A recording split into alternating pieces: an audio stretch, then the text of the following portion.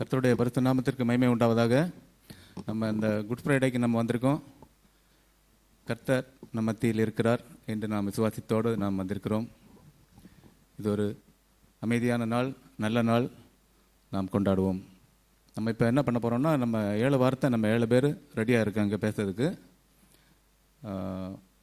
ஒரு பாடல், அதோட கூட பைபிள் ரீடிங், முதலாவது வார்த்தை, அது அப்படியே கண்டினியூவாக 7 வார்த்தையும் வந்துடும். பாட்டு, பைபிள் ரீடிங், மெசேஜ் சேர்ந்து அப்படியே 7 வார்த்தையை நம்ம பேசி முடிக்கிறது மாதிரி நம்ம பிளான் பண்ணியிருக்கோம். ஐ திங்க் ஒரு 45 மினிட்ஸில் நம்ம முடிச்சிடலாம். எல்லோரும் சிறப்பாக இருக்கும்படி கேட்டுக்கொள்கிறேன். ஸோ இப்போ வந்து நம்ம முதல் வார்த்தைக்கான வேத வசனம் லூக்கா 23வது அதிகாரம் 33 தொடங்கி 34 வரை.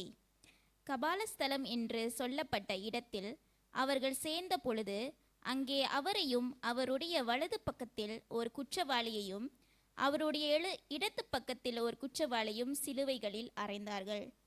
அப்பொழுது இயேசு, பிதாவே, இவர்களுக்கு மன்னியும், தாங்கள் செய்கிறது இன்னதென்று அறியாதிருக்கிறார்கள் என்றார். அவருடைய வஸ்திரங்களை அவர்கள் பங்கிட்டு சீட்டு போட்டார்கள். Praise the Lord. நம்ம வாசித்த வண்ணமாக லூக்கா 23ஆம் அதிகாரம் 34வது வசனம்.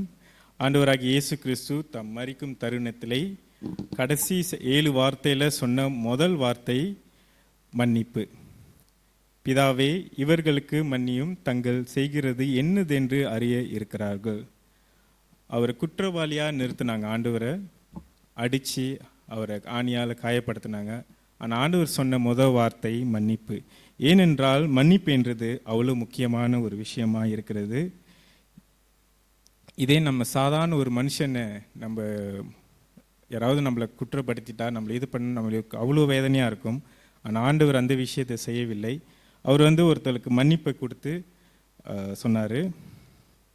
ஏனென்றால் மன்னிப்பு என்பது கடவுள் கழுகிற யுத்த முறை. மன்னித்து கையாட்ட ஒரு மனிதனை கஷ்டப்படுத்தவில்லை. நம்மனா கஷ்டப்படுத்துவோம். யாராவது நம்மளை புண்படுத்திட்டா நம்மளை அவங்கள பேசுவோம். ஆனால் ஆண்டவர் அப்படி செய்கிற மனிதன் இல்லை. அவர் கடவுள். மன்னிக்கும் போது நம்மளுக்கு ஒரு பலன் வரும், ஒரு கிருபை வரும். நம்ம அடுத்தவங்களை ரிவெஞ்ச் எடுக்காத படிக்கு மன்னித்து விடுவோம். மன்னிப்பு என்பது ஒருத்தனை காட்டிலும் பெரியதாக இருக்கிறது. அதனால்தான் கடவுள் உற்றனோரை, ஒரு மனிதனை உயிர்ப்பிக்க முடியும், ஒரு மனிதனை மாற்ற முடியும். இயேசுதான் மன்னிப்பு கொடுக்க முடியும். அந்த நேரத்தில் அவரை அடித்து அவரை இது பண்ணும்போது ஆண்டவர் சொன்ன ஒரு வார்த்தை, மன்னிப்பேல் அவருக்கு கொடுக்கப்படும். மன்னிச்சு நம்ம சில நேரத்துக்கு நினைப்போம், மன்னிச்சென்றா நம்ம பலவீன், நான் தோத்து போயிட்டேன்னு அர்த்தம்னு இல்லை. அது நம்மளுக்கு பலனை தரும், அது இன்னும் உற்சாகத்தை தரும் ஒரு மனிதனை நம்ம மன்னிக்கும் போது. ஒரு தடவை பேதுரு கேட்டார், ஆண்டவரே, என் சகோதரனை 7 வாட்டி மன்னிக்கணுமா? ஆனால் ஆண்டவர் சொன்ன வார்த்தை மத்தேயு 18:21-22 ஒரு ஆள் வாசிங்க. மத்தேயு 18:21-22.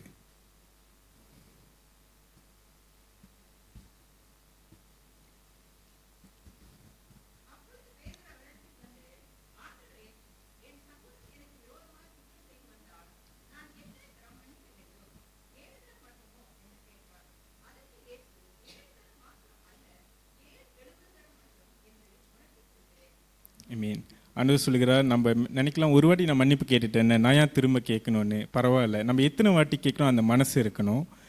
நம்மளோட தாழ்மையை ஆண்டவர் பார்க்குறார். எத்தனை வாட்டி நம்ம தப்பு செஞ்சுருந்தா ஒருத்தவங்களை மன்னிக்க முடியும். நம்ம தப்பு செய்யலைன்னா கூட ஒருத்தவங்க நம்மளை பற்றி பேசியிருப்பாங்க, அது நம்மளால் ஏற்றுக்கொள்ளிருக்க முடியாது. ஆனால் ஆண்டவர் சொல்லுகிற வார்த்தை மன்னிப்பு. நம்ம ஏதாவது செஞ்சுருந்தோன்னா நம்ம ஆண்டவர்கிட்ட மன்னிப்பு கேட்போம். 2 கேள்வியோடு நான் முடிக்க விரும்புகிறேன். Can we forgive when it is hard? கஷ்டமான சூழ்நிலையில் நம்ம இருக்கும்போது ஒருத்தவங்களை மன்னிக்க முடியுமா? 2வது, how do we respond to those who hurt us?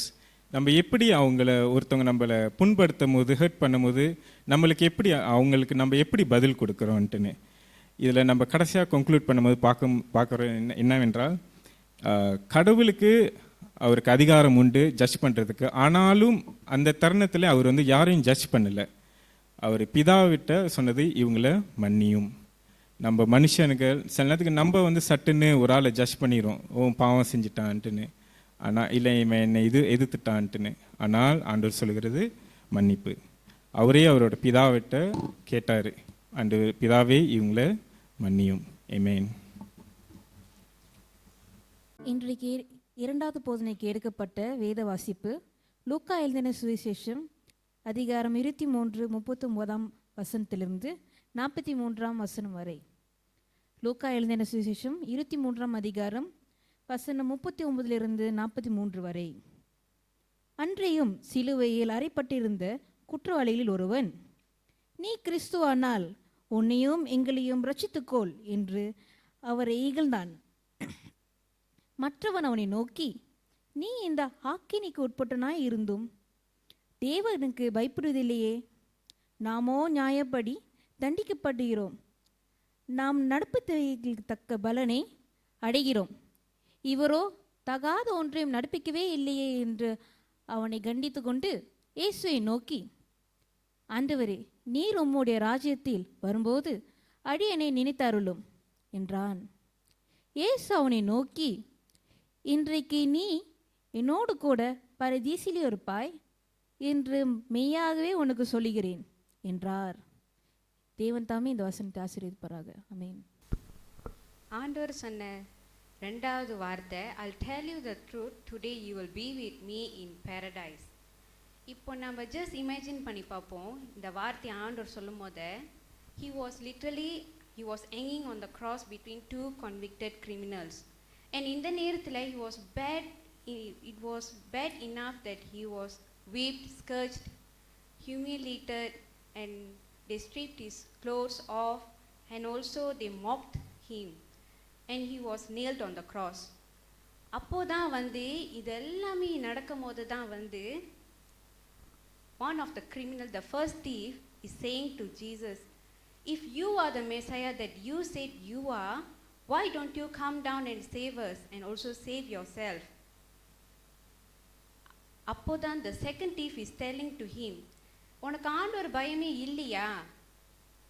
நம்ம பக்கத்தில் இருக்கிறவர் நம்மளை போல கிடையாது, நானும் நீயும் நம்மளுக்கு தெரியும் that we deserve to be here because of what we did in our sin. But இவர் அப்படி இல்லை, அவர் ஒரு பாவமும் செய்யாதவர். அப்போதான் the second thief is saying to Jesus in verse 42 that Jesus, will you please remember me when we come into your kingdom? He was so humble and he said that to Jesus at that moment. And that is when Jesus is replying to him, my friend, today you will be with me in paradise. This whole thing we can see that it is teaching us about salvation. இதில் 2 காரியம் இருக்குது நம்ம பார்க்குறது. First, the request that the thief made. Actually, that moment when the thief was telling that to Jesus, when he said that, he was actually literally dying. And the dying momentலையும் he can say that, Jesus, please remember me. ஆனால் அதுக்கு முன்னாடி this thief, when he caught for what of his sins, he was also together with all the Jews and Romans, and also with the other thief, he also mocked Jesus at that same time. If we can see in Matthew chapter 27 verse 44, அதில் clear-ஆ போட்டிருக்கோம், the thieves were crucified with Jesus and mocked him. And அந்த நேரத்தில் even the whole world was against Lord Jesus Christ, but at that point the miracle of God's grace changed the thief's heart. And actually he realized that the man who was crucified beside him was none other than the Lord of glory. He requested with such a humble manner தாழ்மையோடு தான் அவர் ஆண்டவர்கிட்ட அப்படி கேட்டார். Because he recognized that he was a sinner and he also realized that Jesus was the true savior indeed. இன்னைக்கு நம்மளோட வாழ்க்கையும் அந்த தீஃபை போல தான், அந்த same exactly like the dying thief. நம்ம சில நேரத்தில் வந்து ஆண்டவரோட வார்த்தையை மறுதளிச்சிருப்போம், நம்ம பாவங்கள் செஞ்சுருப்போம். But when we realize and repent to God, his grace will touch upon us. And the second thing that we're going to see is the response. Jesus answered him in the verse 43. He said that I'll tell you the truth today, you will be with me in paradise. Jesus is giving him a promising word. ஆண்டவர் அந்த நம்பிக்கை கொடுக்கிறார். We can see hope that Jesus gave to the thief, that he will be in paradise, which is heaven. The thief who had lived a life full of sin is now going to spend eternity in heaven because he trusted Jesus. அவர் இயேசுவை நம்புறனால அவருக்கு அந்த நித்திய வாழ்வு கிடைக்குது. And ஆண்டவர் இது சொல்லும் போது அந்த வார்த்தையை, it's not only he's going to be in paradise, but he's also will be in the presence of Jesus himself. What an beautiful and unspeakable joy it is to see that a sinful thief is now straight to paradise to be with Jesus for all eternity. So ஆண்டவர் கொடுக்குற இந்த response is same to us also. When we trust in Christ as the Savior that sent from God, we immediately receive the promise of an eternity in paradise with Jesus. We all know that there is no such thing as purifying and cleansing, but all of us who trust in Jesus, நம்ம இயேசுவை நம்பினாக்கா, we will be immediately transported to the presence of Christ in paradise. இதுதான் ஆண்டவர் நம்மளுக்கு கொடுக்குற நம்பிக்கை. This is the hope that Jesus has given us. The second word of Savior on the cross is directed to one of the thief that crucified with him. In conclusion, the second word teaches about salvation. அழகா சொல்லியிருக்குது ரட்சிப்பு பற்றி. Thank you, Ami. மூன்றாம் வார்த்தைக்கான வேத வசனம் யோவான் 19:25 தொடங்கி 27 வசனம். இயேசுவின் சிலுவையின் அருகே அவருடைய தாயும் அவருடைய தாயின் சகோதரி கிளையோபா மரியாளும் மகதலேனா மரியாளும் நின்று கொண்டிருந்தார்கள். அப்பொழுது இயேசு தம்முடைய தாயையும் அருகே நின்ற தமக்கு அன்பாயிருந்த சீஷனையும் கண்டு தம்முடைய தாயை நோக்கி, இஸ்திரியே, அதோ உன் மகன் என்றார். பின்பு அந்த சீஷனை நோக்கி, அதோ உன் தாய் என்றார். அந்நேரம் முதல் அந்த சீஷன் அவளை தன்னிடமாய் ஏற்றுக்கொண்டான். ஆமீன். Near the cross of Jesus stood his mother, his mother's sister, Mary, the wife of Cleopas, and Mary Magdalene. When Jesus saw his mother there and his disciple whom he loved standing nearby, he said to her, Woman, here is your son. And to the disciple, Here is your mother. For that time on, the disciple took her into his home. இந்த actually நம்ம என்ன பார்க்குறோன்னா, அந்த இடத்துல வந்துட்டு என்னோடய தலைப்பு வந்து Jesus did not neglect is earthly responsibility. இயேசு தம்முடைய பூமிக்குரிய பொறுப்பை அவர் வந்துட்டு புறக்கணிக்கவில்லை. அப்படின்னா தன் தாய்க்கு கொடுக்குற அந்த கடமையை வந்து அவரே விட்டுவில்லை. அவர் ஒரு இயேசு ஆண்டராக இருந்தாலும் கூட அவரே அந்த கடமையை வந்து அவர் விட்டுவிடலை. அவர் வந்துட்டு when Jesus hangs on the cross, bruised and bleeding, looks down and sees Mother Mary standing nearby. Next to her, John the disciple whom he loved with what little strength he has left. நம்ம பார்க்குறோம், அந்த ஆண்டு கல்வாரி சிலுவையில் வந்துட்டு அவர் அடிக்கப்பட்டு நொறுக்கப்பட்டு ஆணிகளால் காயத்தில் இருக்க சும்மா அந்த வலி வேதனையில் அவர் இருக்கும் போது அந்த இடத்துல நம்ம என்ன பார்க்குறோன்னா, அவர் வந்துட்டு தன் தாயை அவரை நோக்கி பார்க்குறாரு. இனிமேல் நான் இந்த உலகத்தில் என் தாயாரை யார் பார்ப்பார் அப்படி சொல்லிட்டு அந்த இடத்துல அந்த காட்சி நம்ம பார்க்குறோம். அந்த இடத்துல அவர் பலவீனமாக போகிறாரு. அவர் இருக்கிற அந்த கொஞ்சம் பலத்தில் அவர் சொல்கிறாரு, woman behold your son, son behold your mother. ஸ்ரீ அதோ உன் இது உமது மகன் அப்படி சொல்கிறாரு. அதோ உன் தாய் என்றார். அந்த இடத்துல நம்ம பார்க்குறோம். A dying son makes sure his mother is cat. அவர் பார்க்குறப்ப அந்த இடத்துல வந்துட்டு அவர் மறிக்க போகிறார். அந்த இடத்துல வந்துட்டு அவர் நினைக்கிறாரு, நான் சாவ போனேன்னா என் தாயை வந்துட்டு யாராச்சும் அவர் வந்துட்டு அவங்க பார்த்துக்கொள்ளணும்னு சொல்லி அந்த இடத்துல வந்து சொல்கிறாரு. வந்துட்டு இதில் நம்ம பார்ப்போம், why didn't Jesus entrusted Mary to one of his biological brother? நம்ம பார்க்குறோம் வந்து வேதத்தில் வந்துட்டு why was John chosen instead? Where were Jesus his brothers? It's important to remember Jesus had siblings. நம்மளுக்கு தெரியும் ஏசு கிறிஸ்துக்கு வந்து சகோதரன் எல்லாம் இருந்தாங்க. அவங்களுக்கு வந்துட்டு ஒரு தமிழில் வாசிக்கணும்னே கேட்டுக்கொள்கிறேன். Matthew 13:55-56 வசனம். Matthew.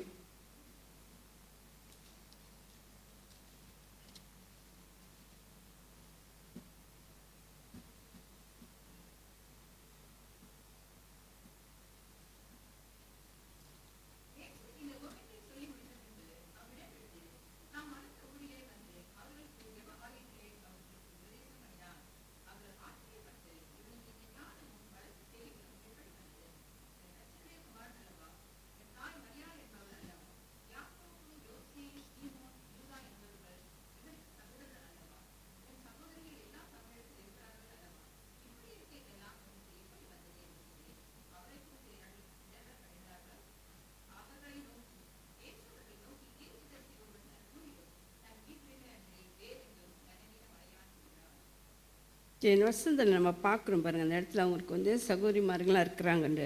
ஆனாலும் ஆண்டவர் வந்துட்டு யோவான் அந்த இடத்த சூஸ் பண்ணினால யோவான் ஏன் நம்ம பார்க்குறோன்னா, அவர் எப்போ பார்த்தாலும் வந்து எங்கே போனாலும் ஆண்டரோட அவர் வந்து பின் சொல்லி யோவான் அவரோட போவார். ஓகே, அடுத்து வந்து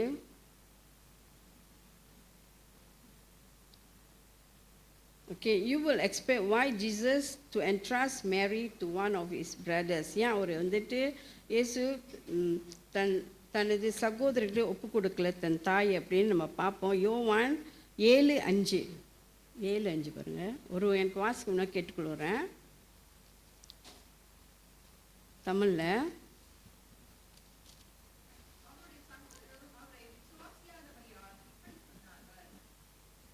பாருங்க, அவங்க சகோதரர்கள் வந்து அவர் வந்து நம்பலை. அவர் வந்துட்டு ஆண்டவர் வந்து இந்த மாதிரி அற்புதம் செய்கிறாரு, ஆளுங்களை ரெச்சு கொண்டு வர சொந்த சகோதரர்களுக்கு தான். ஆனால் அவங்கள வந்து அவர் வந்து நம்பலை. அவங்க வந்து நம்ம போகிறோம் அவ்வளோ பக்கத்தில். ஆனால் யோவான் ஒண்டி தான். Yet John was there. John the disciple who remained faithful, who never left his side. யோவான். ஸோ அந்த நேரத்தில் கல்வாரி சிலுவையில் ஆண்டவர் மரிக்கும் போது அந்த இடத்துல நம்ம பார்க்குறோம் என்னன்னாக்க யோவான் அந்த பக்கத்தில், தாயும் யோவானும் அந்த பக்கத்தில் இருக்கிறத நம்ம பார்க்குறோம். இதெல்லாம் வந்து ஒரு நோக்கம் இருக்கு. This move was not just providing Mary's needs, it was about establishing something greater at the cross. Jesus was doing more than transferring responsibility, he was redefining family itself. அந்த இடத்துல நம்ம பார்க்குறோம் ஆண்டு எல்லாம் ஒரு நோக்கத்தோடு ஒரு சித்தத்துக்கோடு ஆண்டு இந்த காரியத்தெல்லாம் செய்கிறார். எதுக்காக அப்படின்னு நம்ம பார்க்குறோம்.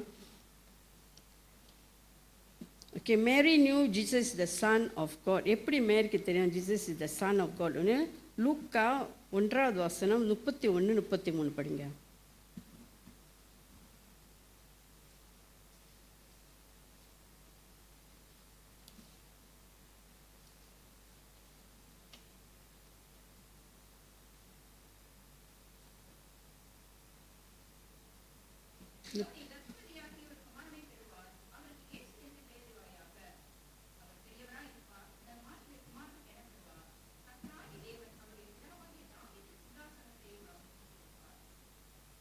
எங்கள் பாப்பா நம்ம வந்துட்டு அவர் வந்து கற்பதி ஆவாங்க, ஒரு குமாரன் பெறுவார், அவர் இயேசு என்று நம்ம கூப்பிடுவோம் அப்படி சொல்லி. he will great and be called the son of the most high அப்படின்னு சொல்லிட்டு அவர் தாவீதோட த்ரோன் வந்துட்டு அதில் இருப்பார் அப்படி சொல்கிறாங்க. he will reign Jacob descend forever, his kingdom will never end. அவர் ராஜ்யம் வந்து அவர் ராஜ்யத்துக்கு வந்துட்டு ஏண்டே இல்லை அவருக்கு வந்துட்டு. அதை பார்ப்போம். அடுத்தது வந்து லூக்கா 34-35.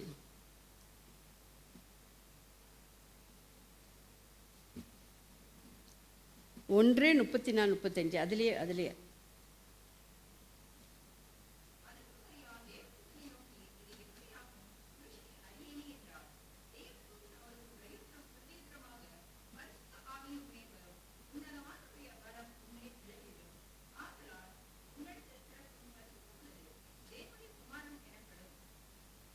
ஓகே ஒரு நான் ஒரு கன்னியாக இருக்கிறேன், எப்படி எனக்கு வந்து இந்த பிள்ளை பிறக்கும் கேட்குறேன். அப்போ அவங்க சொல்கிறாங்க, ஏஞ்சல் தேவத்தூர் சொல்கிறாங்க, பரிசுடாவின்னு உன் மேலே வருவார், நீ வந்து இந்த மோஸ்டாக ஓ ஷேடோ யூ, நீ வந்து கற்பிணியாக ஆவ, நீ வந்துட்டு உனக்கு ஒரு பிள்ளை பிறக்கும், will be son of God அப்படின்னு இந்த இடத்துல அவங்க சொல்கிறாங்க. அது வந்துட்டு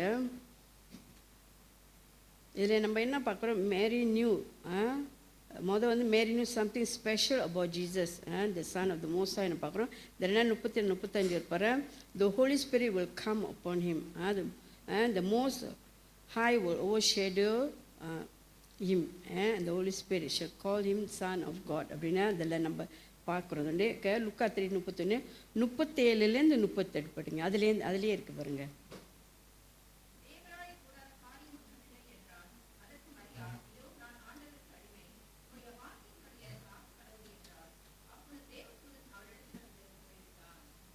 okay, there is no word from God will ever fail. அன்று கொடுக்குற ஒவ்வொரு வார்த்தை ஒரு நாள் வீண் போகாது. அதில் நம்ம பார்க்குறோம், nothing will be impossible with God. அது வேறு Mary's faith, Mary accepted it. அவங்க வந்து அதை அக்செப்ட் பண்ணியிருக்கிறாங்க, அந்த காரியம் நடக்கும் போது தன்னுடைய வாழ்க்கையில் அப்படின்னு சொல்லி. நம்ம வேதத்தில் நம்ம பார்க்குறோம், எல்லார் இதுலேயும் வந்து யோவான் தான் வந்துட்டு ரொம்ப leave long life, longest among the apostles. நம்ம வந்து வேதத்தில் நம்ம வாசிப்போது நம்ம அதை ஒன்று பார்க்குறோம்.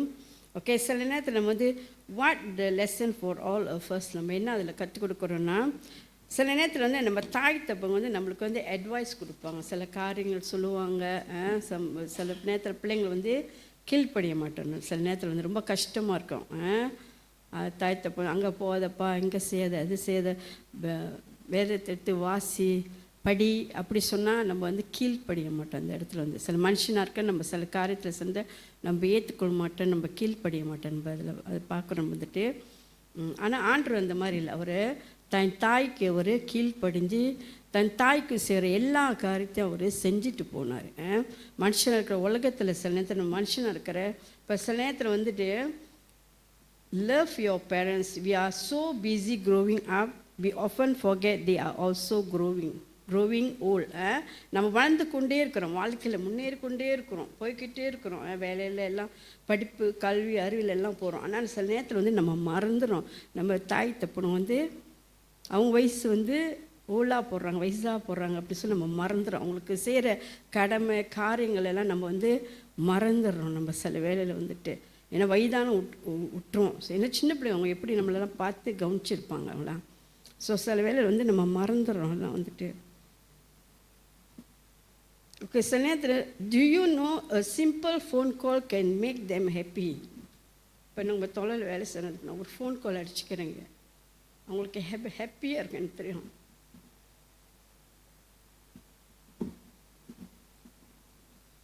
So parents, they didn't leave you when you were young, so don't leave them when they are old. நீங்க வாசிக்கிறேன், they didn't leave you when you were young, so don't leave them when they are old. So அவங்க எப்படி நம்மளை பராமரித்து பார்த்து கொண்டாங்க சிறு பிள்ளையில் நம்மளை, அதே மாதிரி வயதான காலத்தில் நம்ம வந்து அவங்கள விட்டுவிடக்கூடாது. ஒரு கதை சொல்ல ஆசைப்படுகிறேன். ஒரு திருமணாக கப்பல்ஸ் இருந்தாங்க. அவங்க வந்துட்டு இந்த மனைவிக்கு வந்து அந்த தகப்பனாரை பார்த்துக்க வந்து பிடிக்கல, வீட்டில் வந்து என்ன வயசானவங்க வந்து வச்சுக்க அவங்களுக்கு பிடிக்கல. பாரு அவங்க என்ன பண்ணிட்டாங்க, அவங்க அப்படின்னாக்க அவங்க வந்துட்டு எப்படியாச்சும் ஒரு எங்கேயாச்சும் கொஞ்சம் விட்டுருணும் அப்படி சொல்லி எப்போ பார்த்தாலும் அவங்க ஹஸ்பண்ட்டை நெச்சரிச்சு இது பண்ண. ஸோ அவர் தாங்க அவர் என்ன பண்ணிட்டார் வந்துட்டு, ஒரு நாளைக்கு என்ன பண்ணோம், நம்ம அப்பாவை கொண்டு எங்கேயாச்சும் விட்டுட்டு வந்துடும் அப்படின்னு சொல்லிட்டு கூட்டிகிட்டு போகிறாரு. அவர் அப்பா வந்துட்டு கொண்டுட்டு போகிறாரு. அப்போ கொண்டுட்டு போகிற ஒரு இடத்துல வந்து பஸ் தான் வந்துட்டு அவர் சொல்கிறாரு, அப்பா நீங்கள் இங்கே உட்காந்துருங்க, நாங்கள் போயிட்டு வரோம் அப்படி சொல்கிறாரு. அப்புறம் அவங்க அப்பா ஒரு தாட்ஸ் அந்த இடத்துல, ஒரு காலத்தில் இதே இடத்துல நான் என் தகப்பனாரை நான் விட்டுட்டு போனேன், இன்னைக்கு என் மகன் என்னை இந்த இடத்துல வந்து விட்டுட்டு போகிறார் அப்படி சொல்லி அவருக்கு அந்த இடத்துல வந்து ஒரு வேதனை வந்துச்சு இந்த இடத்துல வந்துட்டு.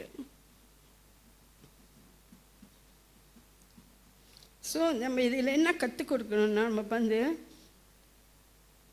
ஸோ இந்த நிலைமை வந்து நம்ம குடும்பத்தில் நம்ம தனிப்பட்ட வாழ்க்கையில் இதெல்லாம் நடக்கக்கூடாது. நம்ம வந்துட்டு தாய் தப்பனை நம்மளை அனுசரிக்கணும், அவங்கள பார்த்து கொள்ளணும்.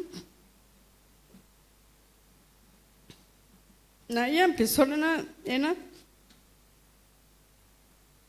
இப்போ நம்மளுக்கு அம்மா அப்பா இல்லை. இப்போ எனக்கு வந்து சொன்ன ஒரு இதுதான் சொல்கிறேன் நான் வந்துட்டு.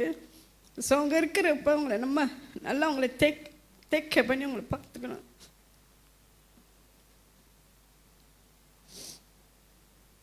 கர்த்தருக்கு நன்றி சொல்கிறேன்.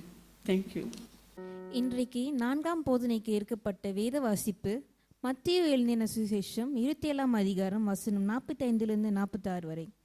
மத்தேயு எழுதின சுவிசேஷம் 27ஆம் அதிகாரம் வசனம் 45 46 வரை.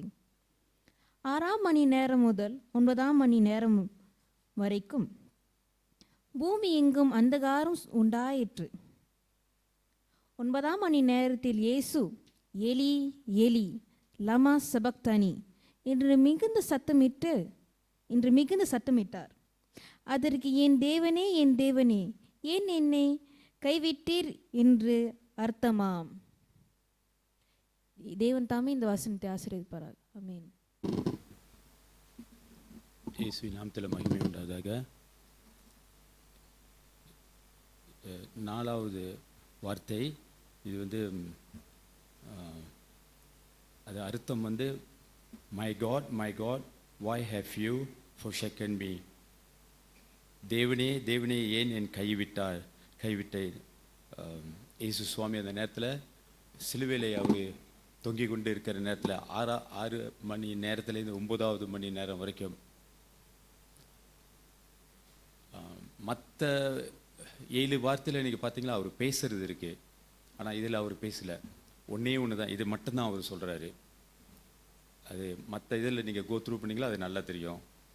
ஏன் என்னை கைவிட்டீங்க பிதா, மை காட். அவரோட ஊழியம் செய்த நாள் எல்லாமே அவரோட அப்பா வந்து மை ஃபாதர்னுவார். ஆனால் இந்த இதில் ஒன்று மட்டும் அவர் சொல்கிறாரு மை காட் என்று சொல்கிறாரு. 6 மணிலேயே 9வது மணி வரைக்கும் அவரோட வழிகளை அவர் வெளிப்படுத்தி கொண்டு இருக்கிறாரு. அவ்வளோ நேரம் அந்த சிலுவையிலே தொங்கி கொண்டு இருக்கிற நேரத்தில் அவரோட கடினமான உள்ள வழி, அந்த நேரத்தில் எல்லாமே இருளாக வேற ஆயிடுச்சு. அந்த வழி அவர்னால தாங்க பண்ண முடியாததுனால கதறாரு. அவர் சத்தமாக அவர் பேசுகிறாரு. நம்மளுக்கு எதுவும் வழி எதுவும் இருந்தால் எப்படிங்க இருக்கும்? சிரிச்சுக்கிட்டு இருக்கோமா? எப்படி இருப்போம்? சரியான வேதனையாக இருக்கும். அழுவோம், நம்ம கத்துவோம். நம்ம தொங்கி கொண்டு இருக்கிற நேரத்தில் அப்படி எதுன்றாரு.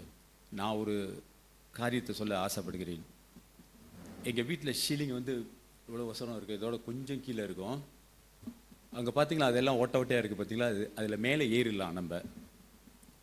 அப்போ நான் ஒரு வாட்டி என்ன செஞ்சுட்டேன்னா, ஒரு லேடர் இருக்குது, அந்த படி இவ்வளோ வசனம் இருக்கும். சரி இந்த ரூம்பு இந்த மேலே என்ன தான் இருக்குது அப்படின்ட்டு ஏறி பார்க்கலான்னு கையெல்லாம் படுத்துக்கிட்டு மேலே ஏறிட்டேங்க.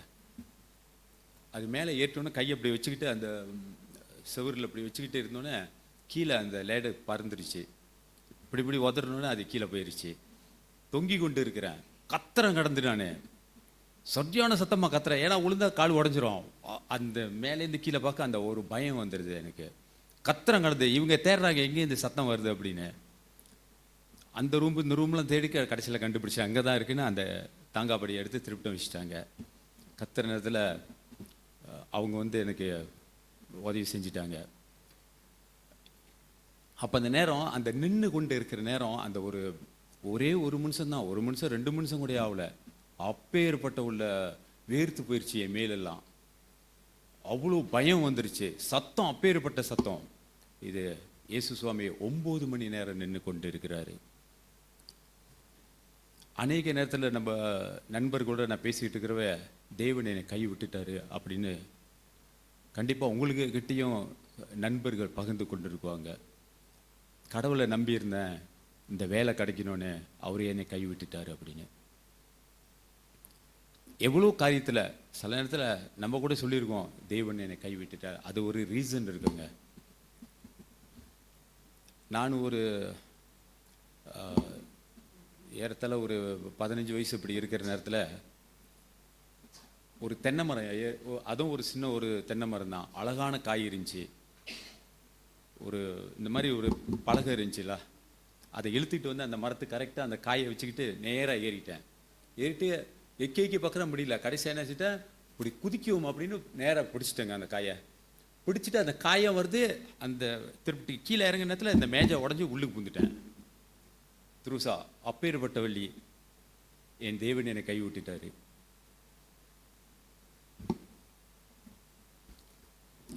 இந்த காரியமை 1000 வருஷத்துக்கு முன்னையே தாவீது எழுதிட்டாரு. இந்த 2000 வருஷத்துக்கு இப்போதான் நம்ம படிக்கிறோம். ஆனால் இயேசு சுவாமி இந்த சூழ்நிலையை அனுபவிக்குவார் அப்படின்னு 1000 வருஷத்துக்கு முன்னையே எழுதிட்டாரு. அந்த புஸ்தகத்தை கொஞ்ச நேரம் படிக்குமே. த புக் ஆஃப் சாம் 22 1, சங்கீதம் 22வது அதிகாரம் வசனம் 1.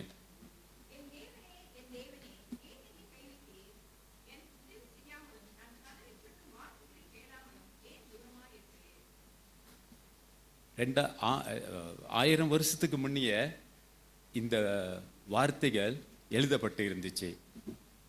அது இந்த நேரத்தில் அது ஃபுல்ஃபில் ஆகுது. அது ஜீசஸ் கிரைஸ்ட் அது அந்த காரியத்தை நிறைவேற்றுறாரு.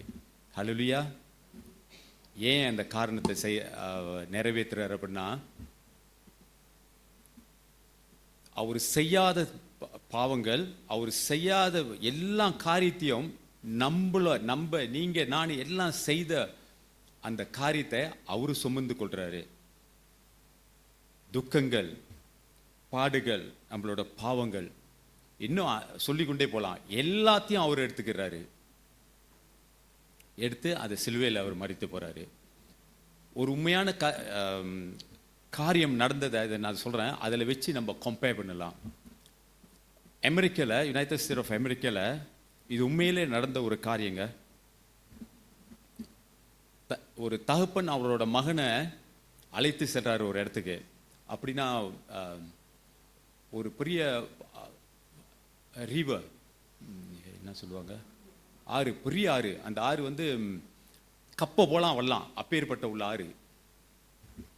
இப்படி தான் அந்த ஆறு நேராக இப்படி போகுதுங்க.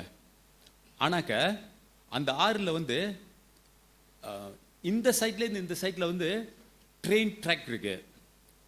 லண்டாசான் கிரித்தாப்பி, இது கப்பை போகுது, தண்ணி கப்பல் போய்கிட்டு இருக்கு அந்த ஆறில், பெரிய ஆறு.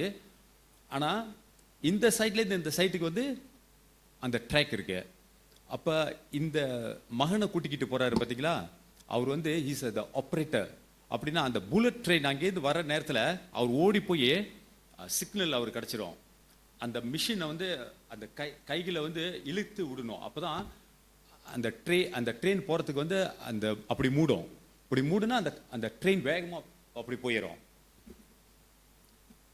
இவரோட மகனை அந்த நேரத்தில் சுற்றி பார்த்து கொண்டு இருக்கிற நேரத்தில் அவருக்கு சிக்னல் கிடச்சிருச்சு. ட்ரெயின் சரியான ஸ்பீடில் வந்துக்கிட்டு இருக்கு. அந்த ட்ரெயினில் வந்து நிறைய ஆள் இருக்காங்க.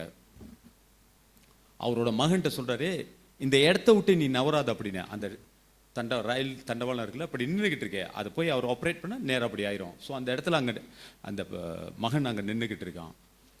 இவர் ஓடி வந்து விறுவிறுன்னு செய்யணும், ஏன்னா அந்த ட்ரெயின் வந்து சரியான வேகத்தில் போயிடும். அந்த நேரத்தில் அவர் அதை இழுத்து கொண்டு இருக்கிற நேரத்தில் அவரோட மகன் என்ன தெரியுமா செஞ்சிட்டாங்க, அந்த இடத்த விட்டு இப்படி கீழே வருது, அந்த இடத்துக்கு கீழே அவர் போயிட்டாரு. போயிட்டோன்னு அவர் தடுமாறி போறாரு. என் மகனை என்ன காப்பாற்றணுமா, இல்லை இந்த ஜனங்களை என்ன காப்பாற்றணுமா? அநேக ஜனங்கள் இந்த ட்ரெயின்ல போய்கிட்டு இருக்காங்க, சரியான வேகத்தில் அந்த ட்ரெயின் போய்கிட்டு இருக்கு.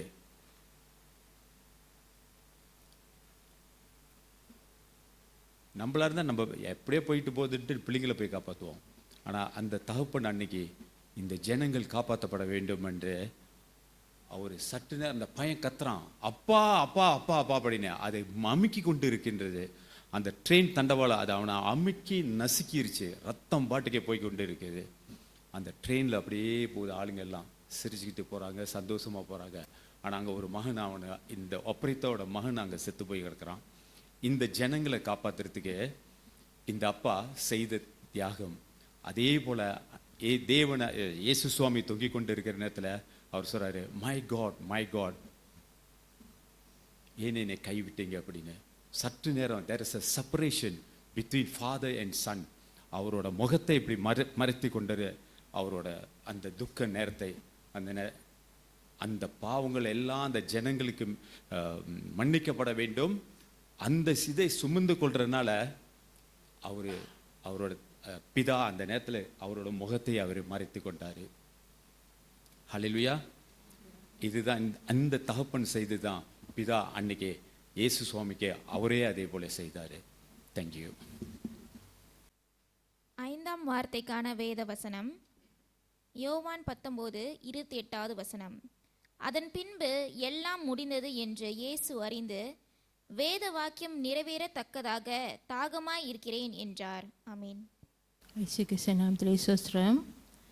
5வது வார்த்தை, ஆண்டவர் பேசின 5வது வார்த்தை வந்துட்டு நான் தாகமாக இருக்கிறேன். முதல்ல இந்த வார்த்தை நான் கேட்கும்போது எனக்கு என்ன தோணுச்சுன்னா, ஃபிசிக்கலாக உள்ள தாகம், நம்மளுக்கு எப்படி ஃபிசிக்கலாக உள்ள தாகம் நம்மளுக்கு இருக்கும், நம்மளுக்கு தண்ணி குடிக்க கிடைக்கலன்னா நம்ம தாகம் அடைவோம், அந்த தேர்ஸ்டி நம்மளுக்கு எப்படி இருக்கும், அந்த மாதிரி தான் நான் யோசிச்சுட்டு இருந்தேன். ஆனால் இந்த வசனத்தை படிக்கும் போதும் அது தியானிக்கும் போதும் அப்போ தான் சிந்தனைக்கு வந்தது, ஆண்டவருக்கு நெசமிலே என்ன தாகம் அவருக்கு இருந்துச்சு, அவருக்குள்ளே என்ன ஒரு தாகம் இருந்துச்சு. அவருக்கு அதிகமாக இருந்த தாகம் இந்த உலக மக்களுக்கான ரட்சிப்பு, salvation for all the people around the world. அதுக்காக தான் அவர் அதிகமாக தாகமாக இருந்தார். நம்ம பார்க்கும்போது அவர் எதுக்காக ஆரம்பத்தில் நான் யோசிக்கிறேன், எதுக்காக ஆண்டவர் இப்படி ரொம்ப கஷ்டப்பட்டு அவர் அந்த சிலுவையில் அடிக்கிறாங்க, அவரை துன்பப்படுத்துகிறாங்க, எல்லாம் செய்கிறாங்க. ஆனாலும் அவர் அதுக்காக தாங்கிக்கிட்டு இருந்தார். அந்த தாகம், அவருக்கு இருக்கிற அந்த தாகம், ஏன்னா அந்த சிலுவையில் அவர் இருக்கும்போது ஒருவேளை அவர் யோசிச்சிருப்பார், இன்னமும் அந்த கீழே இருக்கிற ஜனங்கள் அவங்க மத்தியில் இன்னமும் ரட்சிப்பு அடையாத ஜனங்களை இன்னும் இருக்காங்களே சொல்லி அந்த தாகம் அவருக்குள்ளே இருந்திருக்கும். ஆனால் நம்மளுக்கு தெரியாது, அவரோட சிந்தனையில் அவர் என்ன யோசிச்சுட்டு இருந்தால் நம்மளுக்கு தெரியாது. ஆனாலும் அந்த மாதிரி இருக்கலாம் அப்படின்னு சொல்லி நம்ம பார்க்குறோம். ஸோ அவருக்கு இந்த தாகம் ரொம்ப அதிகமாக இருக்குது. உலக ஜனங்களுக்கு ரட்சிப்பு, எல்லா ஜனங்களுக்கும் ரட்சிப்பு. இன்னொரு வசனம் நம்ம பார்த்தோன்னா யோவான் 1ஆம் அதிகாரம் 11வது வசனம். யோவான் 1ஆம் அதிகாரம் 11வது வசனம்.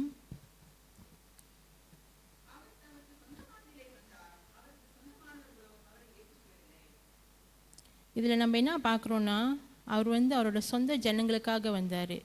அங்கே ஜூஸ் பீப்புள், ஆனால் அவங்க அவரை ஏற்றுக்கொள்ளலை. அந்த மாதிரியா இருந்த ஜனங்களுக்காகவும் அவர் தாகமாக இருக்கிறார். அவங்களோட ரட்சிப்புக்காக அவர் தாகமாக இருக்கிறார். இப்போ நம்ம என்ன நம்மளுக்குள்ளே இப்போ நம்ம ஆண்டோரை நம்மெல்லாம் ஏற்றுக்கொள்கிற பிள்ளைகளாக இருக்கிறோம்.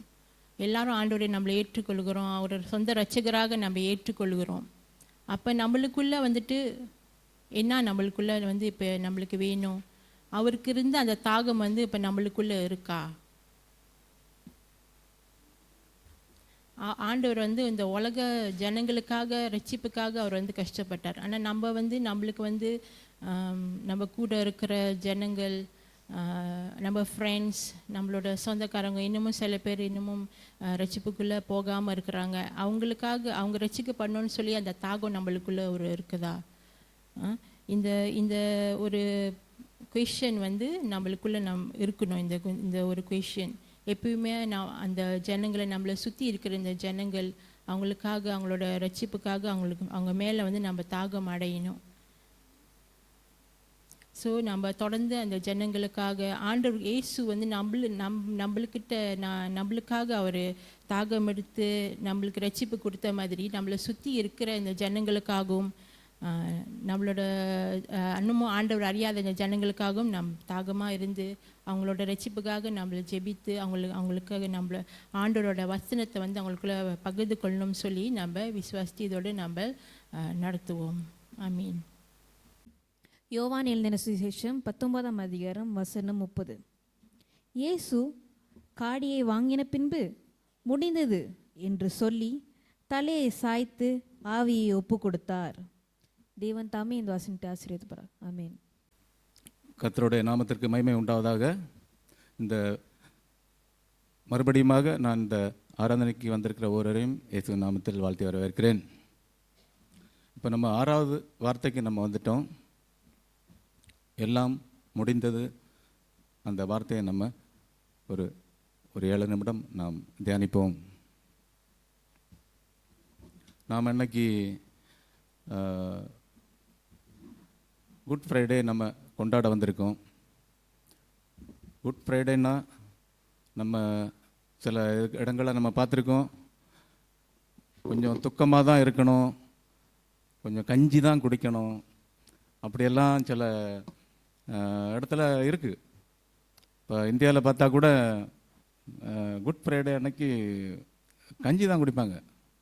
இப்போ அந்த மாதிரி எல்லாம் இருக்குது. ஸோ பாஸ்டர் கூட அன்னைக்கு நேற்றைக்கு மெசேஜில் சொன்னார், நம்ம வந்து குட் ஃப்ரைடேயில் வந்து அவர் வந்து நமக்காக கல்வாரி சிலுவையில் அடிக்கப்பட்டார். பிதாவுக்கு வந்து அதனால் வந்து ரொம்ப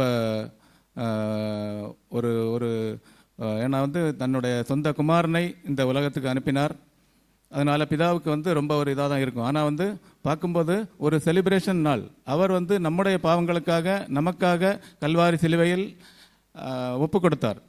தம்மைத்தாமே ஒப்பு கொடுத்தார். அவரை வந்து யாரும் வந்து அவரை நினைச்சிருந்தா இவ்வளோ தூதர்கள் இறங்கி வந்து அவரை காப்பாற்றி இருக்க முடியும். ஆனால் வந்து அவர் வந்து தன்னைத்தானே ஒப்பு கொடுத்தார். அதனால் ஒரு செலிப்ரேஷன் டே தான் இது. ஒரு துக்க நாளுன்னு சொல்லி நம்ம சொல்ல முடியாது. நம்ம ஒரு சில வசனங்களை நம்ம பார்ப்போம்.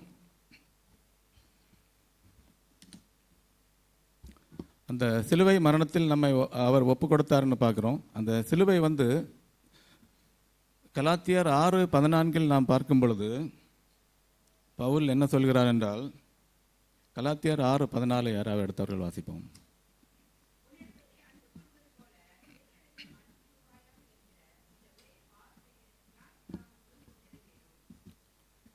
கலாத்தியர் 6:14.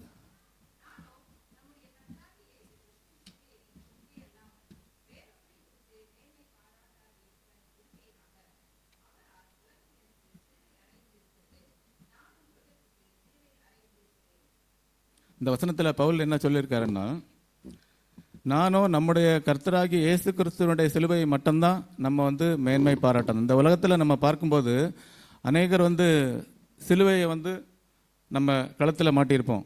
நிறைய படங்களில் பார்த்தா கேங்ஸ்டர்கள் கூட சிலுவை அப்படி மாட்டியிருப்பாங்க. சினிமாவில் நம்ம பார்க்கும்போது, வெளியே நம்ம பார்க்கும்போது கூட நிறைய இடங்களில் வந்து சிலுவையை வந்து யூஸ் பண்ணுறாங்க. கல்லறை தோட்டத்தில் போனால் ஆயிரக்கணக்கான சிலுவைகள் அங்கே இருக்கும். ஸோ நிறைய இடங்களில் வந்து அது இருக்குது. இருந்தாலும் வந்து பவுல் தெளிவாக என்ன சொல்கிறாருன்னா, நம்ம வந்து கர்த்தராகிய இயேசு கிறிஸ்துவனுடைய சிலுவையை மட்டும் நாம் மேன்மை பாராட்ட வேண்டும் என்று இந்த கலாத்தியர் நிருபத்தில் வந்து பவுல் வந்து தெளிவாக சொல்லுகிறார். அந்த சிலுவை இல்லை என்றால் நமக்கு ரட்சிப்பு இல்லை, அந்த சிலுவை இல்லை என்றால் நமக்கு மீட்பு இல்லை, அந்த சிலுவை இல்லை என்றால் நம்முடைய பாவங்களுக்கு எந்த விதத்திலும் பரிகாரம் இல்லை என்று நாம் பார்க்கிறோம். இன்னும் நம்ம வேதத்தில் நம்ம பார்க்கும்போது ஒரு சில நபர்களை நாம் பார்ப்போம். அநேகர் கடவுள் சொல்லதை வந்து அப்படியே செய்து முடித்தார்கள் என்று நாம் பார்க்கிறோம் வேதத்தில். உதாரணத்துக்கு நாம் பார்க்கும்போது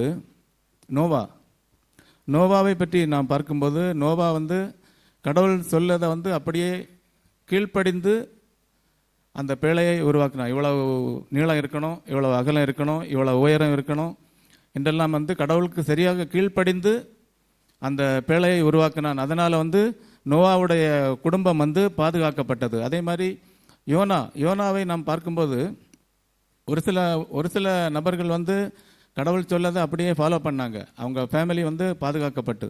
அதே போல் நம்மளும் வந்து கடவுள் சொல்லதை வந்து அப்படியே நம்ம கேட்டு நடந்தோன்னா நம்ம குடும்பத்திற்கு வந்து கடவுள் வந்து எந்த விதத்துலேயும் வந்து நமக்கு பாதுகாப்பாக இருப்பார் என்று நாம் நம்புவோம். அதே மாதிரி யோனாவை நம்ம பார்க்கும்போது, யோனா வந்து கடவுள் வந்து எங்கே போகிறதுக்கு சொன்னார்? நினிவேக்கு போகிறதுக்கு சொன்னார். ஆனால் அவன் போன கப்பை எங்கே ஏறினான்னா தர்சீஸுக்கு அவன் பாத்தில் ஏறி தர்சீஸுக்கு கிளம்பியாச்சு. ஸோ கடைசி என்னாச்சு, அது மறுபடியும் வந்து மீன் வயத்தில் இருந்து அந்த கதையெல்லாம் நமக்கு தெரியும்.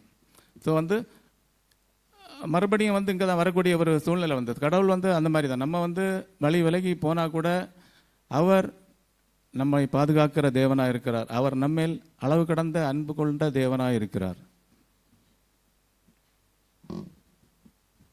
இன்னும் ஒரு வசனத்தை நாம் பார்ப்போம். என்ன முடிந்தது? அவர் நிகழ்காலத்திலும் கடந்த காலத்திலும் இருக்கக்கூடிய எல்லாவற்றையும் அவர் செய்து முடித்தார்னு சொல்லி நம்ம பார்க்கோம்.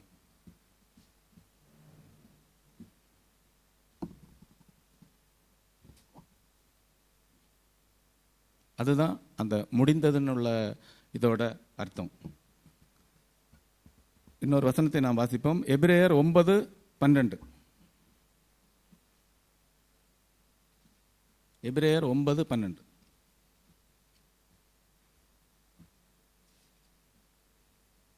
எடுத்தவர்கள் வாசிப்போம். எபிரேயர் 9:12, 12வது வசனம்.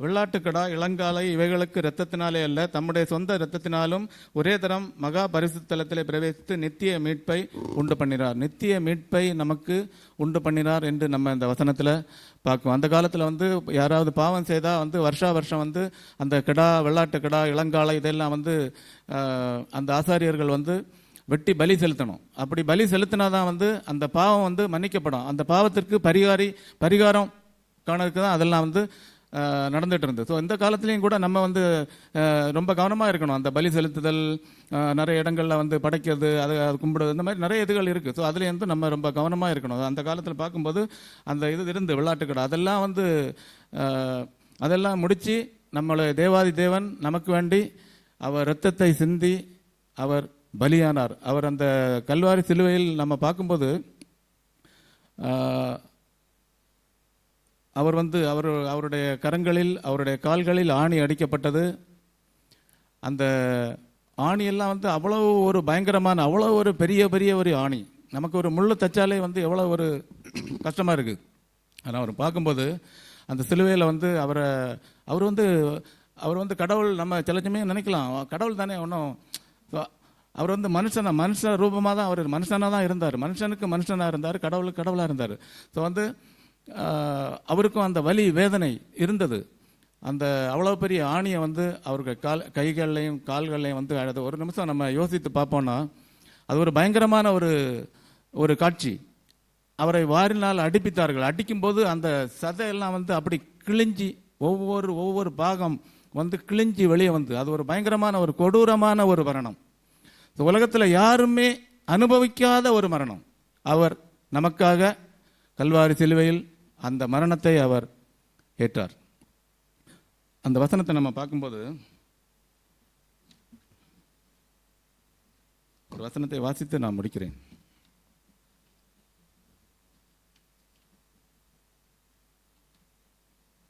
அதாவது விரும்பத்தக்க ரூபம் அவருக்கு இல்லாதிருந்தது அப்படின்னு சொல்லி அந்த வசனத்தில் போட்டிருக்கு. நான் எழுதி வைக்கல.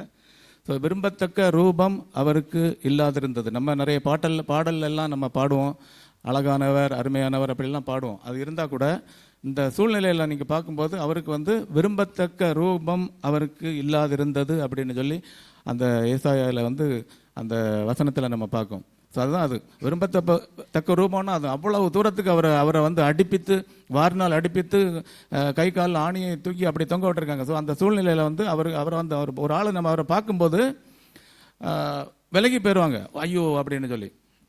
ஒரு ஆள் வந்து நம்ம பார்த்தோம்னா ஒரு ரத்தம் பட்டு கீழே கிடந்தால் சில ஆளுகள்லாம் பக்கத்துலேயே போகாது. ஏன்னா வந்து முடியாது, பார்க்க முடியாது. ஸோ அவ்வளோ ஒரு கொடூரமான ஒரு மரணத்தை அவர் சந்தித்தார்னு சொல்லி நம்ம பார்க்கும். ஸோ வந்து அவ்வளோ பெரிய ஒரு உதாரணமாக நம்முடைய தேவன் நமக்கு வேண்டி, நம்முடைய பாவங்களுக்கு வேண்டி அவர் கல்வாரி சிலுவையில் இரத்தம் சிந்தினார். கடந்த காலத்தில் உள்ள எல்லா பாவங்களையும் அவர் நிவர்த்தி செய்தார் என்று நாம் பார்க்கிறோம். இனி எபிரேயர் 10:18 நம்ம பார்த்தோம்னா, இனி பாவத்து நிமித்தம் பலி செலுத்தப்படுவதில்லை, எல்லா பலிகளும் செலுத்தி ஆயிற்று அப்படின்னு சொல்லி நாம் பார்க்கோம். இனி பாவத்து நிமித்தம் பலி செலுத்தப்படுவதில்லை. எல்லா பாவத்தையும் தேவாதி தேவன் கல்வாரி சிலுவையில் நமக்காக இரத்தம் சிந்தி அவர் நம்மை மீட்டெடுத்தார். அந்த உணர்வோடு நாம் இந்த இடத்தை விட்டு கடந்து செல்வோம். பரலோக ராஜ்யத்தை நாம் சுதந்திரித்துக் கொள்வோம். நம்முடைய ஒவ்வொரு சூழ்நிலைகளிலும் நம் கர்த்தரை நினைத்து பார்ப்போம். அவர் நம்மோடு கூட இருக்கிறார். நம் கீழே விழும்போது கால்கள் சறுக்காமல் அவர் நம்மை பாதுகாப்பார். நான் சாயும் போது காப்பது நீயே, நிரந்தரம் நிரந்தரம் நிரந்தரம், நீயே நிரந்தரம். ஆமென். 7ஆம் வார்த்தைக்கான வேத வசனம் லூக்கா 23வது அதிகாரம் வசனம் 46 தொடங்கி 47 முடிய. இயேசு, பிதாவே, உம்முடைய கைகளில் என் ஆவியை ஒப்புவிக்கிறேன் என்று மகா சத்தமாய் கூப்பிட்டு சொன்னார். இப்படி சொல்லி ஜீவனை விட்டார். 100க்கு அதிபதி சம்பவித்ததைக் கண்டு மெய்யாகவே இந்த மனுஷன் நீதிபரனாயிருந்தான் என்று சொல்லி தேவனை மகிமைப்படுத்தினான். ஆமீன். எல்லாருக்கும் குட் ஃப்ரைடே வாழ்த்துக்கள். ஸ்டான்லி முன்னுக்கு ப்ரிப்பேர் பண்ணாரா, நான் முன்னுக்கு ப்ரிப்பேர் பண்ண எனக்கு தெரியும். என்னோட வசனத்தெல்லாம் அவர் சொல்லிட்டார். நான் எழுதி வச்ச வசனம்லாம் அவர் சொல்லிட்டார். நான் 5 காலுக்கெல்லாம் எழுந்திருப்பேன். அவர் எந்த காலுக்கு எழுந்திருச்சாரோ எனக்கு தெரியாது. இருந்தாலும் ஏதோ என்னால் முடிஞ்சதை எனக்கு கொடுத்ததை நான் செய்து முடிச்சிடுறேன். கர்த்தருக்கு ஸ்தோத்திரம். ராஜாக்கெல்லாம் அந்த காலத்தில் பிள்ளைங்க பிறந்தா ஜோசியம் பார்ப்பாங்க. நாடு இருக்குமா, கமுந்து போயிருமா, நான் இருப்பேனா, நான் செத்து போயிருவேனா, நல்லது நடக்குமா, கெட்டது நடக்குமா, ஜோசியம் பார்ப்பாங்க. நான் பிறக்கிறதுக்கு முன்பு எங்கள் அப்பா இந்த தெப்பிலாங்கில் இருந்து தம்பின் போகிற வழியில் பஸ் ஸ்டாண்டில் உட்காந்துருக்கும்போது காரு டாக்ஸி பிடிக்கிறதுக்காண்டி உட்காந்துருக்கும்போது ஒரு மலாய்க்கார் பக்கத்தில் உட்காந்துக்கிட்டு விசாரிக்கும்போது இந்த மாதிரி மனைவி கர்ப்பமாக இருக்காங்க, இடுப்பு வலிக்குது, ஹாஸ்பிட்டலுக்கு போகிற தம்பின் ஹாஸ்பிட்டலுக்கு போகிறதுக்கு டாக்ஸி வருதான்னு பார்க்குறதுக்கு உட்காந்து. எத்தனை மணிக்கு? 12:10.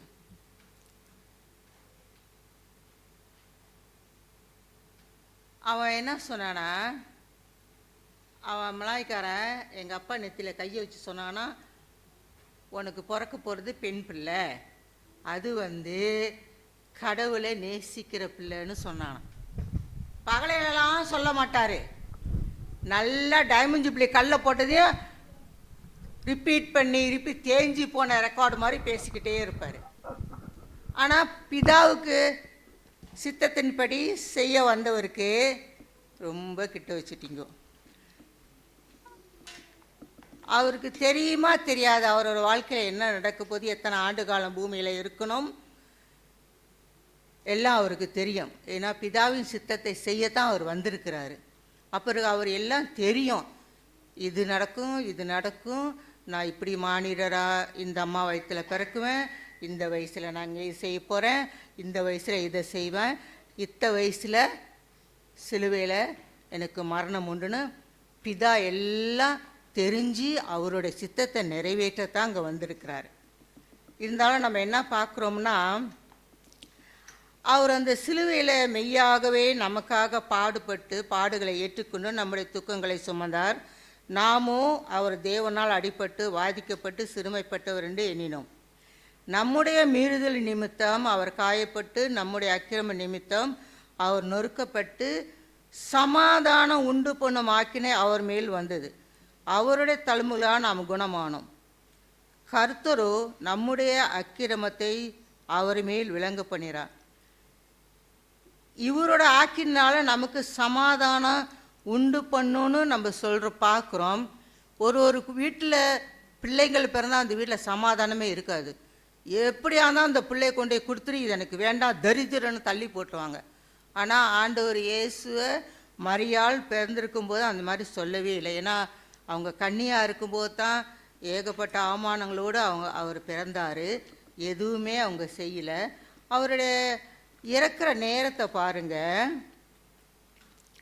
ஏறக்குறைய 6ஆம் மணி நேரம் இருக்கும். 9ஆம் மணி நேரம் வரைக்கும் பூமி இங்கும் அந்தகாரம் சூழ்ந்திருந்தது.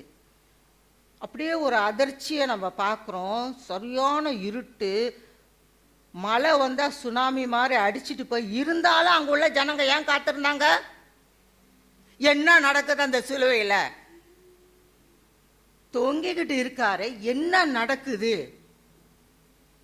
உயிரை விடுவாரா அல்லது நேர ஜும்முன்னு பிதா கிட்ட போயிடுவாரா? ஜனங்க காத்திருந்தாங்களா இல்லையா? எதுக்கு அந்த இருட்லையும் மழையிலையும் அந்த காலத்துலையும் பூமி அதிரும் போதும் அங்கே நின்னாங்கன்னா என்ன நடக்குது? என்ன நடந்துச்சு? கடும் இருட்டு. அப்புறம் திரைச்சீலை 2ஆ கிழிஞ்சு போச்சு. ஒருத்தன் வந்து சொன்னான், அந்த மாதிரி ஆலயத்தில், ஜெப ஆலயத்தில் திரைச்சீலையெல்லாம் 2ஆ கிழிஞ்சிடுச்சு, ஒரே நடுக்கமாக இருக்குது, பூமி எங்கேயும் ஒரே இருட்டாக இருக்குது அப்படின்னு வந்து சொன்னான். அந்த நேரத்தில் அவர் மகா சத்தம் போட்டு தன்னுடைய ஜீவனை விட்டார். அவர் இறக்கல, செத்து போகலை, ஜீவனை விட்டார்னு வேதம் சொல்லுது.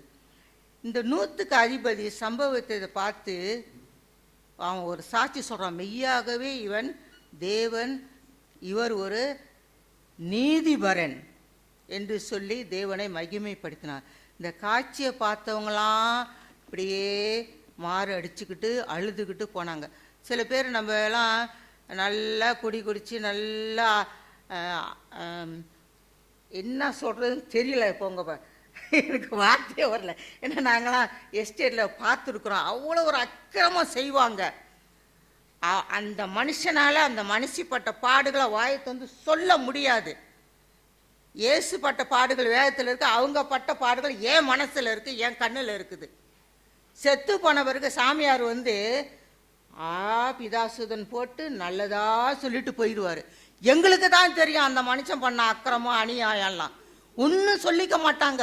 ஐயோ சொல்லாத, சாமியார் வந்து சபிச்சுட்டு போயிடுவார், அடக்கம் கிடைக்காது, இப்பேற்பட்ட மனுஷனுக்கு நல்ல வார்த்தையை சொல்ல மாட்டேன், சொல்லாதீங்கன்னு வாங்க. அப்படியே மூடி மறைச்சிடுவாங்க. அவன் ராச்சொன்னு குடிச்சு சாவுறானா, தூக்கு போட்டுக்கிட்டு சாவுறானா யாருக்குமே தெரியாது. சாமியார் மலா கலந்து வருவார், பிதாசுதன் போட்டுட்டு நல்லடக்கம் பண்ணுங்கன்ட்டு அவரு போயிடுவார். அலே கொண்டு போய் எல்லாம் வருஷம் சொந்தக்காரங்கள்லாம் டேமேஜ் பிள்ளையில் இருக்காங்க.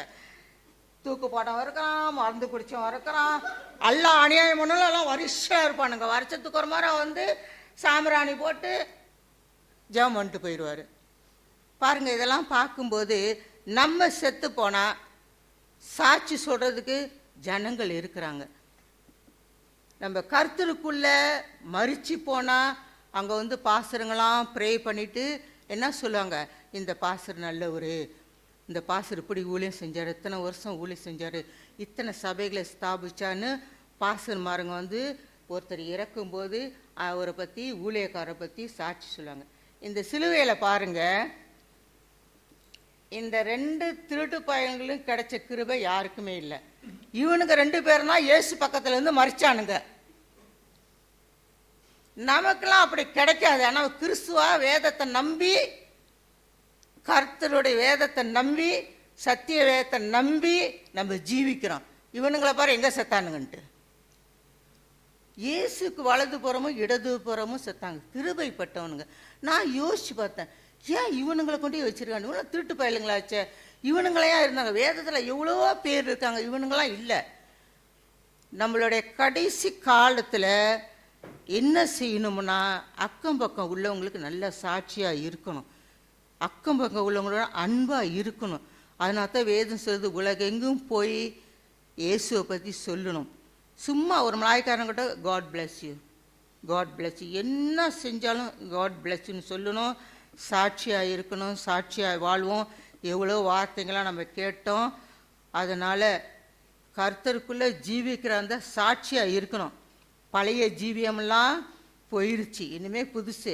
அம்மா என்ன சொன்னாங்களோ, அப்பா என்ன சொன்னாங்களோ, நம்மளோட ஜோசியம் பழைய காலத்தில் என்ன சொன்னிச்சோ அதெல்லாம் நம்பக்கூடாது. பாஸ்டர் என்னை பார்க்கறதுக்கு வரவுக்கு முன்பு எங்கள் அம்மா மசாலா தூள் வாங்கிட்டு வர சொன்னாங்க. என்னையும் சேர்த்து டேய், அவரு மசாலா விற்க வரவர் மல்லியமால இருந்து நான் போய் மசாலா வாங்க போகிறேன். மசாலையை கொடுத்துட்டு என்ன சொன்னார்னா, உனக்கு 30 மைலுக்கு தூரத்துலேருந்து ஒரு மாப்பிள்ளை வரும். அவன் வந்து கிறிஸ்தவங்க இல்லை, அவங்க வந்து கிறிஸ்தவங்க இல்லை, ஆனால் நீ அந்த பையனை தான் கல்யாணம் செய்வ, நீ கிறிஸ்துவ நேசிப்பன்னு சொன்னார். யார்? இந்து மல்லிமாலவில் ஒரு ஜோசியக்கார். அப்போ பிசாசுக்கு தெரியும் பாருங்க என்ன நடக்க போகுதுன்ட்டு. ஆனால் ஆண்டவர் இயேசுவை நம்புறவர் எப்போதும் நம்ம உள்ளதுக்கா எதையும் நம்ம வாயத்தம் சொல்ல முடியாது. சத்திய வேதம் தான் நம்மளோட பேசும். ஆமென். அருமையான வார்த்தைகளை நம்ம கேட்டோம். இந்த 7 வார்த்தைகள் பாருங்க, அவருடைய இறுதி வார்த்தைகள். இதை தான் நம்ம காலம் பூரா ஒவ்வொரு அந்த 2000 வருஷ காலமாக இதை பற்றி தான் நம் வேதாந்த இந்த வார்த்தைகள் இருக்கிறதுனால நாம் அதை பற்றி பேசுகிறோம், சிந்திக்கிறோம். ஒவ்வொரு முறை நம்ம வந்து இதை நாம் இந்த லென்ட் நாட்டில் வரும்போது புதிதான காரியங்களே கர்த்தர் வசனங்கள் அங்கே தான் இருக்குது. ஆனால் அதோடைய செய்தி நம்மளுக்கு பல வகையில் நம்மளை வந்து தொடுத்து பாருங்க. அதான் இந்த வேதத்தினுடைய சிறப்பு, இந்த வேதத்துடைய வல்லமை. ஒவ்வொரு முறையும் நமக்கு இதே வசனத்தை அடுத்த வருஷம் கேட்கும்போது வித்தியாசமாக தான் இருக்கும். ஏன்னா அந்த நேரத்தில் கர்த்தர் நமக்கு அந்த வார்த்தையை கொடுக்குறார்.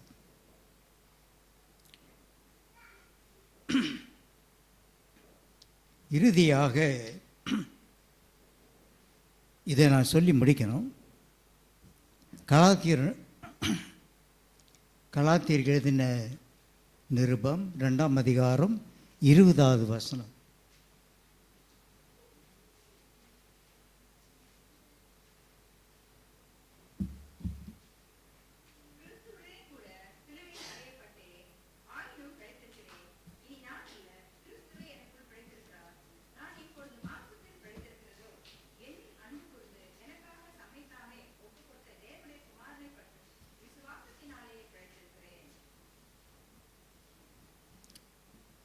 இந்த வார்த்தை எழுதினவர் பரிசுத்த பவுல். அந்த கலாத்தியரில் இருக்கிற மக்களுக்கு எழுதுகிறார் பாருங்க. அந்த கேட்க மக்கள் வாசிக்கிற மக்கள் அவர்கள் புறஜாதிகளாக இருக்கிறார்கள், யூதர்களாக இருக்கிறார்கள், யூத மார்க்கத்தை சேர்ந்தவர்கள் இருக்கிறார்கள், மற்றவர்கள் இந்த ஜென்டாலுங்கிறவர் மற்ற மார்க்கத்தை சேர்ந்தவர்கள். அங்கே அவர் போதிக்கிறார். பவுல் ஒரு வேத அறிஞன், ஒரு ப்ரொஃபஸர் கீழே படித்தவன், வேதத்தை நல்லா தெரிஞ்சவன். அவன் எப்படி ரட்சிக்கப்பட்டான்னு உங்களுக்கு தெரியும். ஆனால் இப்போது ரட்சிப்பு அடைந்து ஊழியம் செய்யும்போது இந்த சபைகளுக்கு எழுதுகிறார். அதில் இந்த வார்த்தை கலாத்தியருக்கு எழுதப்பட்டிருந்தது. கிறிஸ்துவுடனே சிலுவையில் அறையப்பட்டேன், அவருடன் நாம் அறையப்பட்டோம். இப்படி அவர் தேவ ஆட்டுக்குட்டியானவர், பாவம் அறியாதவர், அந்த சிலுவிலே அறையப்படும் போது உலகத்தினுடைய பாவங்கள் சாபங்கள் எல்லாம் அவர் மேல் வைக்கப்பட்டது. அப்படி வைக்கப்பட்டது போல நாம் பாவிகளாய் இருக்கையிலே நாம் அவருடன் சிலுவிலே அறையப்படுகிறோம். புரிஞ்சுக்கிட்டீங்களா? அவருடன் நாம் அறியப்படுகிறோம். அப்போ இந்த சிலுவையின் உபதேசத்தை அவர் எப்படி கொண்டு போகிறார் பார்த்தீங்களா? நான் கிறிஸ்துவுடனே கூட சிலுவையில் அறையப்பட்டேன், ஆயினும் பிழைத்திருக்கிறேன். ஒருவன் கிறிஸ்துக்குள் இருந்தான், அவன் புது சிருஷ்டி. பழையவைகள் ஒழிந்தன, எல்லாம் புதிதாயின. ஆனால் பழைய மனிதன் இறந்து செத்து போகணும். அந்த சிலுவிலே பழைய மனிதன் சிலுவிலே அறையப்படணும். நாம் அப்படி அறையப்பட்டாவிட்டால் நமக்கு ரட்சிப்பே கிடையாது. பாவம் நம்மளோடு இருக்க தான் இருக்கும். அப்போ பவுல் அதை சொல்லுகிறார் பாருங்க. இனி நான் பேத்திருக்கிறது நான் அல்ல, கிறிஸ்துவே என்னைக்குள் பிழைத்திருக்கிறார். பழைய மனிதன் போய்விட்டான். கர்த்தர் எனக்கு ஒரு புதிய இருதயத்தை கொடுத்திருக்கிறார். இப்போது அந்த புதிய இருதயத்தோடு நான் இப்போது பிழைத்திருக்கிறேன். நான் இப்போது மாம்சத்தில் பிழைத்திருக்கிறதோ, என்னில் அன்பு கூர்ந்து எனக்காக தம்மை தாமே ஒப்பு கொடுத்த தேவனுடைய குமாரனை பற்றும் விசுவாசத்தினாலே பிழைத்திருக்கிறேன். அந்த விசுவாசம் தாங்க ஆண்டவர் மேல் வைத்திருக்கிற அந்த விசுவாசத்தினால் நான் இப்போது நான் பிழைத்திருக்கிறேன். மாம்சத்தில் இருக்கும்போது அவரோடு நான் அறியப்படணும். அப்போதுதான் நம்ம அறியப்பட்ட பிறகுதாக புது மனிதனாக நம்ம எழும்பப்போம். இனி நான் அல்ல, பிழைத்திருக்கிறதுக்கு நான் அல்ல, கிறிஸ்துவே என்னில் பிழைத்திருக்கிறார். ஜெபம் செய்வோம். அன்பின் பிதாவே, ஸ்தோத்திரம் பா, ஸ்தோத்திரம்.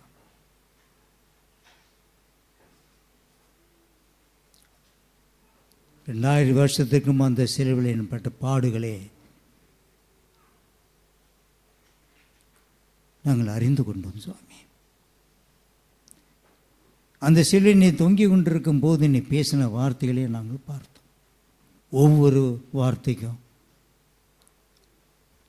எவ்வளோ அர்த்தங்கள் அடங்கியிருக்கிறது.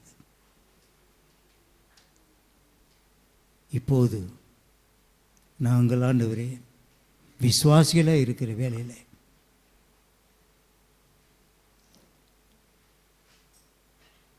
ஒரு புது மனிதனாக நாங்கள் இருக்கிறோம். பழையவர்கள் ஒழிந்து போயின. பழைய மனிதன் அந்த சிலுவையிலே அறையப்பட்டிருக்கிறான். இப்போது நான் பிழைத்திருக்கிறது நான் அல்ல, கிறிஸ்துவே என்னில் பிழைத்திருக்கிறார். ஸ்தோத்திரம் ஆண்டவரே, ஸ்தோத்திரம். தன்மையான நேரத்திற்காக நன்றி செலுத்துகின்றோம். இயேசுவின் நாமத்தில் எடுத்து பார்க்கிறோம் நல்ல பிதாவே. ஆமென், ஆமென்.